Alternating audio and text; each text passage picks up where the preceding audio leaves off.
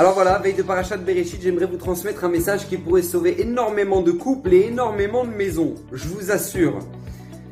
Je vais pas vous la refaire, vous savez très bien que Chava va écouter le serpent, elle va manger du fruit et sentant qu'elle a fait une très grosse bêtise, d'accord, qu'elle a amené la mort dans le monde, enfin en tout cas sur elle, elle se dit je veux pas être la seule à mourir et elle va donner à manger à son mari et aux autres créatures.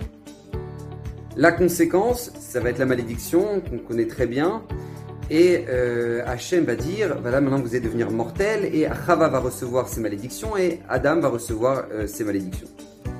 Et là, il se passe quelque chose d'incroyable. Juste après, à la fin des malédictions, Adam va renommer sa femme. Il va lui dire, maintenant tu t'appelles Chava. Pourquoi ? Parce que tu es la mère de tous les vivants. Je dis bien renommer, parce qu'on voit au début de la paracha que Adam ne va pas l'appeler Chava tout de suite. Au début, quand il va la voir pour la première fois, il va lui dire « Tu t'appelles Isha ». La femme, tu t'appelles pas Chava. C'est seulement après les malédictions qu'il va l'appeler Chava. Alors Rashi sur place dit « Non, mais ça revient sur le début de la paracha ».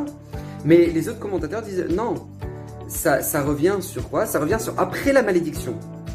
Et Adam Arishon va renommer sa femme. Et il demande « Mais c'est incroyable !» C'est la seule chose à laquelle il pense là maintenant Adam. Il vient de recevoir la malédiction, qui devient mortel, qui va devoir galérer pour aller bosser, etc. Il regarde sa femme et dit « Tu sais quoi, tu vas t'appeler Chava maintenant ?» Mais qu'est-ce qui lui arrive ? Pourquoi il pense à ça ?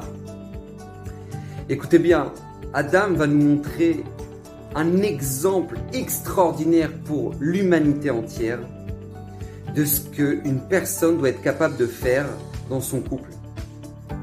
Écoutez bien, c'est simple, c'est un mot, c'est pardonner. Pardonner. Et non seulement il va lui pardonner à Chava, qui lui a ramené la mort, la galère et tout ça, et non seulement il va lui pardonner, mais il va lui faire comprendre qu'elle a de la valeur. Comment ? Tu vas t'appeler Chava parce que tu es la mère de tous les vivants. Parce qu'Adam avait compris que, même si c'est vrai, ok, j'ai tout perdu, d'accord, maintenant je suis devenu mortel, maintenant je vais galérer, mais il y a une chose qui me reste, c'est ma femme. Donc ça, au moins, faut pas que je la perde. Et il va la valoriser. Regarde, au moins ma femme, regarde, tu es la mère de tous les vivants, et je t'aime pour ça. Et c'est un exemple extraordinaire parce que c'est ce qu'on doit être capable de faire dans le couple. Alors, on doit être capable de pardonner. Alors, je dis pas que tout est pardonnable, bien évidemment, parce que les tromperies, etc., je rentre pas là-dedans, chas v'shalom, la Torah nous dit c'est sourd de pardonner. On parle pas de ça. Mais par contre, les vexations, les mots déplacés, les comportements qui nous ont pas plu, et qui peuvent garder des traces pendant des années dans le couple, que non, mais c'est ce qu'il a dit, je l'oublierai jamais. Pardonner. Pardonner. Ton couple, c'est la base de ton monde.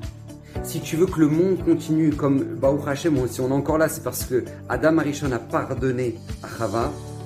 Alors nous aussi, on doit être capable, pour sauver notre monde, de pardonner dans notre couple. N'oubliez jamais cette notion-là. C'est le premier couple de l'humanité qui va nous en faire la preuve et l'exemple. Et qu'on ne l'oublie jamais. Parce que je peux vous assurer, je vous le répète, beaucoup de maisons et beaucoup de couples pourraient être sauvés si jamais maintenant vous n'utilisez plus souvent ce mot qui est pardonner. Qu'Hachem bénisse, passez un excellent Shabbat.